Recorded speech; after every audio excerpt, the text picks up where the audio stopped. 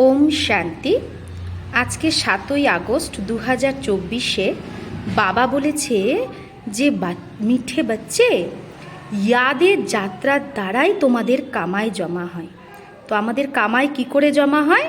যত আমরা বাবাকে ইয়াদ করব, আমরা তাহলে তত এই ঘাটা থেকে ফায়দায় যেতে পারবো।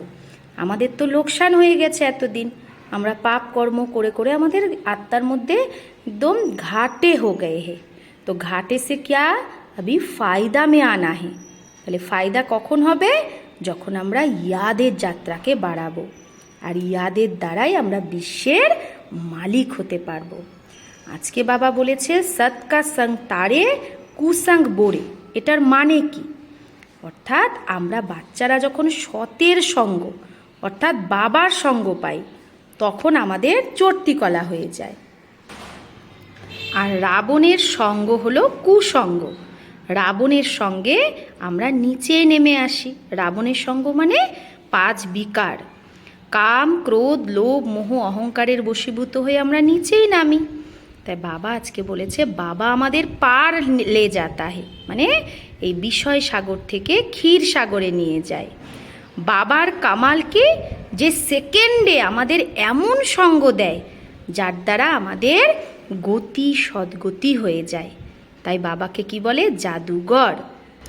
জাদুঘর যেরকম জাদু দেখায়, সেরকম বাবাও 1 সেকেন্ডে আমাদের গতি সদ্গতি দিয়ে দেয়। আজকে বাবা বারবার বলেছে আপ মুয়ে মর গই দুনিয়া। আমরা এই দুনিয়ার থেকে মন বুদ্ধি উঠিয়ে নিয়েছি, তাহলে আমাদের জন্য এই দুনিয়াটাই মরে গেছে। তাই বাবা বলছে দেহ সহিত, দেহের যত সম্বন্ধ আদি দেখতে পাচ্ছ, সেগুলো সব কিছু থেকে মমত্ব সরাও। দেহ সহিত দেহের কোনো সম্বন্ধকে ইয়াদ করো না, এক বাবাকে ইয়াদ করো, তো তোমার পাপ জল যায়গে, পাপ জ্বলে পুড়ে ছাই হয়ে যাবে। তুমি জন্ম জন্মান্তর ধরে পাপ করে এসেছো, এটা হলো পাপ আত্মাদের দুনিয়া। বাবা বলছে তোমার যত মিত্র সম্বন্ধী আদি আছে, উন সবকো ভুলো, সবাইকে ভুলে যাও। বাবা বলেছে আমরা কি করে পাপ আত্মা হই? 2 ভাবে, এক কাম বিকারে গিয়ে, আর একটা ঈশ্বরকে সর্বব্যাপী বলে দিয়ে। যে ভগবানকে আমরা সর্বব্যাপী বলে দিয়েছি, কুকুর, বিড়াল, গরু, ছাগল সবার মধ্যে আছে বলে দিয়েছি। কিন্তু বাবা তো সবার মধ্যে থাকে না, বাবা তো পরম ধামে থাকে। বাবা বলেছে এখন এইটা হলো সঙ্গম যুগ, কলিযুগ শেষ হচ্ছে। আসুরি সম্প্রদায় কলিযুগ আর দৈবী সম্প্রদায় সত্যযুগ, এর মাঝখানে যে সময়টা, তখনই বাবা এসে আমাদের মানুষ থেকে দেবতা বানায়। আমরা এখানে এসেইছি দৈবী সম্প্রদায় হতে, অর্থাৎ দেবতা হতে। বাবা বলছে দৈবী সম্প্রদায় বালে কা অথা সুখে। যখন আমরা দেবতা হয়ে যাব, আমাদের অথা সুখ থাকবে। এই দুনিয়াকে বলা হয় হিংসক, আর দেবতারা তো অহিংসক। বাবা বলে দুনিয়ায় যত গুরু আছে সবাই দেহধারী, কিন্তু এখন আমাদের দেহধারীকে ইয়াদ করলে হবে না, আমাদের আত্মাদের পরমাত্মা বাবা নিরাকারকে ইয়াদ করতে হবে। আমরা সুখ তখনই পাব যখন পূর্ণ আত্মা হব। বাবা বলেছে মানুষ শিবরাত্রি মানায়, কিন্তু শিব আসে কখন সেটা জানে না। শিবের অবতরণ হয় কলির শেষে, অর্থাৎ সঙ্গম যুগে। তো শিব বাবার জন্ম সাধারণ মানুষের মতো হয় না, সে কোনো মানুষের গর্ভে আসে না, সে তো অবতরিত হয় ব্রহ্মার তনে। বাবা বলেছে নিরাকার বাবার সব বাচ্চারাও নিরাকার, আমরা আত্মারাও তো নিরাকার। আমরা আগে শতপ্রধান ছিলাম, এখন কি হয়ে গেছি? জন্ম নিতে নিতে তমপ্রধান হয়ে গেছি। তো আমাদের ঘাটা পড়ে গেছে, এখন আবার জমা করতে হবে। এক তো বাবাকে ইয়াদ করে আগের যা পাপ আছে সেই পাপ চুক্তা করতে হবে, প্লাস আরও জমা করতে হবে ভবিষ্যতের জন্য। বাবা বলছে এখন আমাদের আত্মাদের দর্শন হয়েছে সৃষ্টিচক্রের, অর্থাৎ আমরা জানি এই সৃষ্টিচক্রে 4টে যুগ, সত্য, ত্রেতা, দাপর, কলি। প্রত্যেকটা যুগের আয়ু 1250 বছর করে, তাহলে টোটাল 5000 বছর। আর কলি আর সত্যের মাঝখানে এই 100 বছর হলো লিপ যুগ, মানে সঙ্গম যুগ। বাবা বলে সেকেন্ড বাই সেকেন্ড ঘড়ির কাঁটা টিক টিক করে ঘুরতে থাকে। তাই সত্যযুগে যখনই আমাদের জন্ম হয়ে যাবে তারপর থেকে কিন্তু এক এক সেকেন্ডে কি হচ্ছে, আমাদের উতারতি কলা শুরু হচ্ছে, আমরা নিচেই নামছি। শুধু এই সঙ্গম যুগই হলো চড়তি কলা। তাই সিঁড়ি নামতে আমাদের 5000 বছর লাগে, আর সিঁড়িতে উপরে উঠতে কত টাইম লাগে আমাদের 1 সেকেন্ড। 1 সেকেন্ডে গতি সদ্গতি হয়। বাবা বলেছে দেবতারা সদৈব পবিত্র থাকে, আর এখন দেখো দুনিয়ায় কি অবস্থা, লড়াই ঝগড়া, হাঙ্গামা, কত কিছু। বাবা বলছে যে এখন সবাই কাকে নমস্তে করে, সে দেবী দেবতাদের। তাহলে যখন আমরা অপবিত্র হয়ে যাই তখন সে পবিত্র আত্মাদের আমরা নমন করি, পূজন করি। বাবা বলেছে যে মালা আছে, যে মালা জপা হয় তাতে প্রথমে থাকে ফুল, তাহলে সেই ফুলটা কি শিব বাবা। তারপরে 2টো দানা থাকে, সেটা প্রবৃত্তি মার্গের নিশানি, মানে সেটা ব্রহ্মা বাবা মাম্মার ইয়াদগার। তারপরে একটা একটা করে দানা থাকে। তো বাবা বলেছে সন্ন্যাসীরা তো নিবৃত্তি মার্গের, তারা তো ঘর বাড়ি ছেড়ে জঙ্গলে যায়, তাই তারা প্রবৃত্তি মার্গের জ্ঞান দিতে পারে না। আর বাবা এখানে বলেছে প্রবৃত্তিতে থেকেই তুমি পবিত্র হও, অর্থাৎ ঘর সংসারে থেকেই তুমি পবিত্র হও, বাবাকে ইয়াদ করো।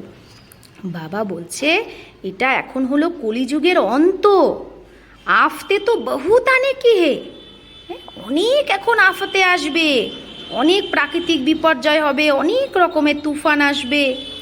তখন বাবা বলছে সেই সময় তুমি ইয়াদের যাত্রায় থাকতে পারবে না, কারণ হাঙ্গামা খুব হয়ে যাবে। তাই বাবা বলে এখন ইয়াদের যাত্রাকে বাড়াতে থাকো, তো পাপ ভস্য হয়ে যাবে, আর জমাও করো।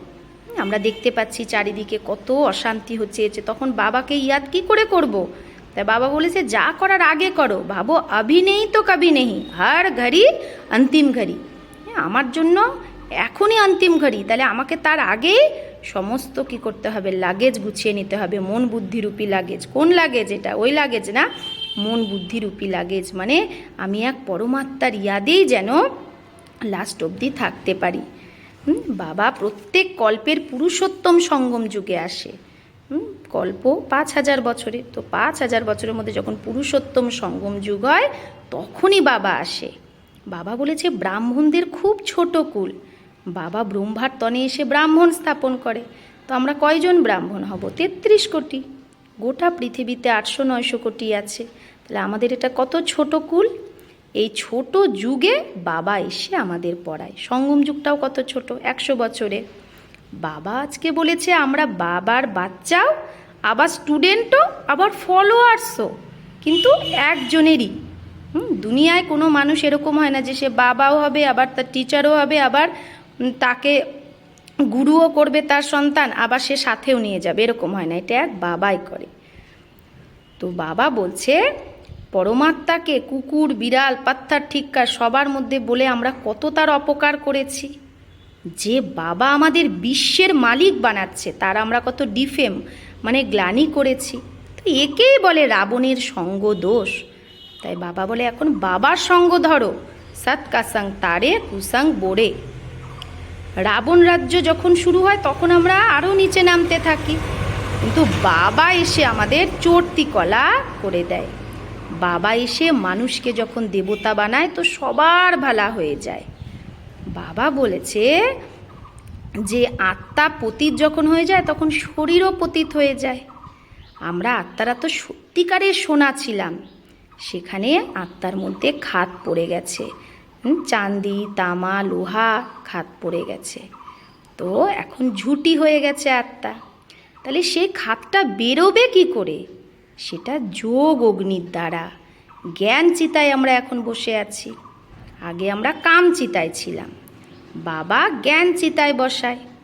জ্ঞান সাগর বাবা ছাড়া আর কেউ জ্ঞান চিতায় বসাতে পারে না। মানুষ ভক্তিমার্গে কত পূজা করে কিন্তু জানেই না তাদের বায়োগ্রাফি। এখন আমরা সবাইকে জেনে গেছি, তাই না? আমরা সব দেবতা হই, তাহলে এখন পূজার ব্যাপারই খতম। তাই না? এখন তা আমরা নিজেরাই দেবতা হব।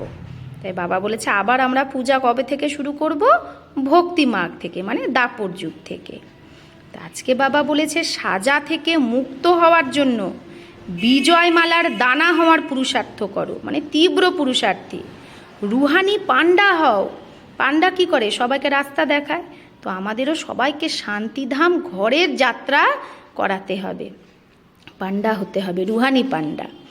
ইয়াদের যাত্রাকে বাবা বলছে বাড়াতে থাকো। যত দিন যাবে ইয়াদের যাত্রা আরও বাড়াও, আর সব পাপ থেকে মুক্ত হয়ে যাও। যোগ অগ্নির দ্বারা আত্মাকে সত্যিকারের সোনা বানাতে হবে, শতপ্রধান বানাতে হবে। বাবা বরদানে বলছে প্রত্যেক ঘড়ি, প্রত্যেক মুহূর্তকে ভাবো অন্তিম ঘড়ি, তার সদা এভার রেডি থাকো, তবেই তুমি তীব্র পুরুষার্থী ভব নিজে। তাই বাবা বলছে আমার অন্তিম ঘড়ি কবে সেটার তো কোনো ভরসা নেই। তাই প্রত্যেক ঘড়িকেই ভাবো অন্তিম ঘড়ি, প্রত্যেক মুহূর্তই আমার জন্য অন্তিম। তাই সদা এটা ভেবে এভার রেডি থাকো। এভার রেডি মানে তীব্র পুরুষার্থী। এরকম ভেবো না যে বিনাশ হতে তো এখন কিছু টাইম বাকি আছে, তখন ঠিক তৈরি হয়ে যাব। বাবা বলছে না, এই ভুল করো না, প্রত্যেক ঘড়ি অন্তিম ঘড়ি।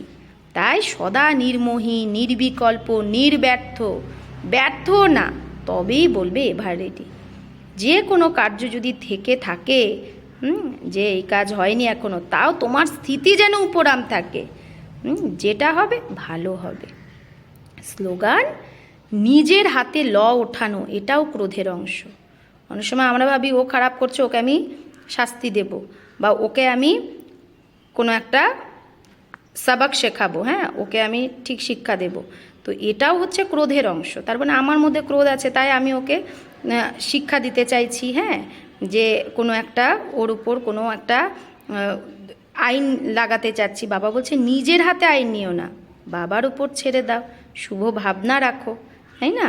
নাহলে তুমি যখন নিজের হাতে আইন নিচ্ছ, মানে তোমারই মধ্যে ক্রোধ আছে, যে তুমি সেটা সহন করতে পারছো না, তোমার মধ্যেই সহন শক্তির কমে আছে। তাই বাবা বলছে আপনি হাত মে ল উঠানা, এটাও একটা ক্রোধের অংশ। আচ্ছা, আজকে আমরা কি ভাববো নিজেকে? যে আমি সদা এভার রেডি, তীব্র পুরুষার্থী আত্মা। সদা আমি বাবার ইয়াদে মগন, লভলীন আত্মা। আমার স্থিতি উপরাম। তো ওম শান্তি।